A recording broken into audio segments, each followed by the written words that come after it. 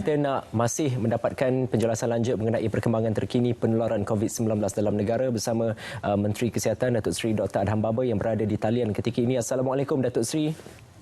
Waalaikumsalam warahmatullahi. Selamat pagi dan salam sejahtera. Selamat pagi. Apa khabar? Sihat Datuk Seri? Alhamdulillah. Kita kena pastikan rakyat Malaysia sihat dan juga kita dapat harungi bersama cabaran mendekat penularan COVID-19 ni. Amin insya-Allah. Datuk Seri, kalau kita ikuti kes penularan COVID-19 ini nombornya naik dan turun dan perlu kita berikan kesedaran kepada masyarakat bahawa trend naik turun ini semuanya bergantung kepada tahap pematuhan rakyat Malaysia kepada SOP yang ditetapkan oleh Kementerian Kesihatan. Kita mulakan dengan kesedaran dahulu Datuk Seri. Ya, kesedaran yang diberikan selama ini iaitu terhadap pematuhan SOP yang diberikan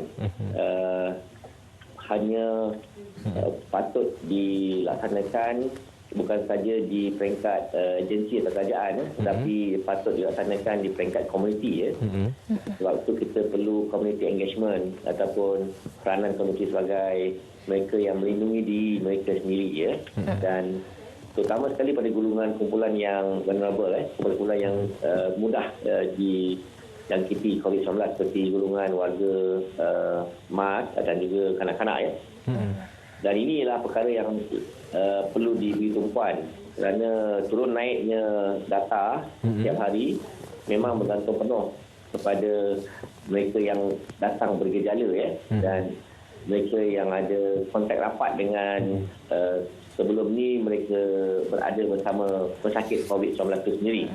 Contoh di Kedah, di Bagaga, kluster di Bagaga banyak melibatkan mereka yang betul-betul kontak rapat dan juga mengunjungi tempat-tempat yang sebelum ni kita tak jangka ada COVID-19 sedangkan ada Ya. Baik, Datuk Seri, esok difahamkan Datuk Seri akan ke Paguh untuk pelancaran pembudayaan norma baharu. Jadi, bagi Datuk Seri sendiri, apa signifikan pelancaran program berkenaan esok tu? Ya, pelancaran yang dilaksanakan oleh Yang Amat Berhormat Perdana Menteri besok ialah berkaitan dengan bagaimana kita boleh membudayakan norma baru kehidupan ataupun kebiasaan baru. Seperti kita mencegah penyakit ini, amalkan apa yang disarankan, kita patuh dan di peringkat kerajaan kita akan pantau di peringkat penguasaan dan kita nak rakyat sebagai rakyat dan juga badan kerajaan sebagai frontliner sebenar sekarang dan kita perlu menjaga kebersihan diri yang tinggi di samping melindungi keluarga dan masyarakat. Dan kejayaan kita memerangi COVID-19 dalam fasa pemulihan ni, PKP mula ni adalah bergantung pada diri kita sendiri. Saya bergantung pada kesedaran kita, sikap kita dan amalan kita. Baik, Datuk Seri, semalam 15 kes baru dilaporkan, 6 daripadanya melibatkan kluster Siva Gangga. Kluster ini semalam dimaklumkan oleh Ketua Pengarah Kesihatan ia merebak dengan sangat cepat sehingga KKM sendiri mahu mengkaji kemungkinan negara berdepan dengan kluster super spreader ataupun perebak utama disebabkan kluster ini. Apa yang boleh kita faham mengenai kluster Siva Gangga ini dan keperluan masyarakat untuk mematuhi garis panduan pencegahan agar tidak wujud kluster super spreader yang lain ini, Datuk Seri? Ya, ini yang kita maksudkan kita berperang dengan kuman yang tak kita nampak sama ada mereka memberi gejala kepada orang yang dijangkiti atau tidak. Bermakna kita kena berwaspada kepada semua tempat sekarang ni dan kita perlu lihat musuh kita yang tak nampak ni, virus corona ni sebagai virus yang perlu kita berwaspada sentiasa. Dan untuk waspada kita tak ada cara lain kecuali kita mengamalkan apa yang telah pun diberi SOP sebelum ni seperti saya ulang baliklah seperti penjarakan selamat atau penjarakan fizikal 1 meter, kerap mencuci tangan dan kebersihan memakai face mask yang telah diwajibkan pada 1 Ogos yang lepas di tempat awam dan juga tempat sesak ataupun ada kumpulan dan kita sama-sama kita memberi amaran kepada kawan-kawan seperti etika batuk, seperti menggunakan pelitup muka yang tepat, betul dan kita perlu lihat bagaimana kita membantu frontliners yang sekarang ni nampaknya tengah membuat saringan di Kedah. Di kluster Siwagaga ni kita telah saring sekarang ni setakat ni 2,351 orang yang disaring supaya dapat terkesan seramai mungkin sekiranya mereka ada gejala.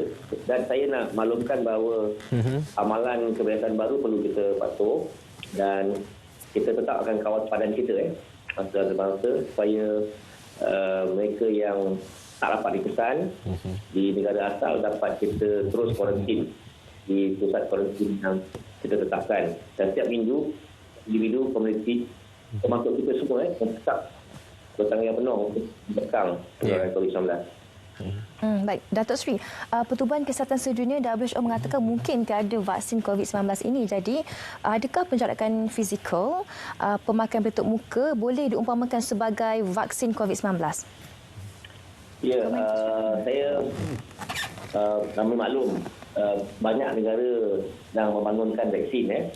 Oleh kerana vaksin ini bukan satu yang mudah untuk dibangunkan kerana virulensi ataupun sequencing virus ini yang berbeza-beza dan perlu kita buat vaksin yang tepat.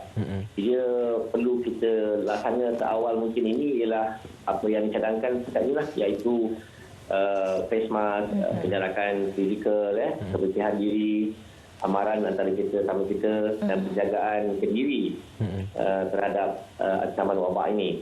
Sementara vaksin sebenar yang boleh ditemui. Kalaupun WHO mengatakan kemungkinan tiada vaksin, kita masih berdoalah supaya ada. InsyaAllah. Doa supaya dia temui. InsyaAllah. Baik, terima kasih banyak-banyak Datuk Seri Dr. Adham Baba, Menteri Kesihatan, kerana berkongsi kepada kita input-input yang cukup bermanfaat untuk kita membantras penularan jangkitan COVID-19 dalam kalangan rakyat Malaysia. Terima kasih Datuk Seri. Kita mesti menang Kita mesti menang, yang penting, insya-Allah. Amin. Baik, walaupun pelitup separuh muka kewajipannya dikuatkuasakan bermula 1 Ogos lalu di pengangkutan awam dan juga tempat-tempat awam, tapi lebih baik sekiranya kita pakai saja di mana tempat-tempat yang berisiko merebakkan jangkitan COVID-19 tersebut. InsyaAllah, selain berperang dengan COVID-19, kita juga berperang dengan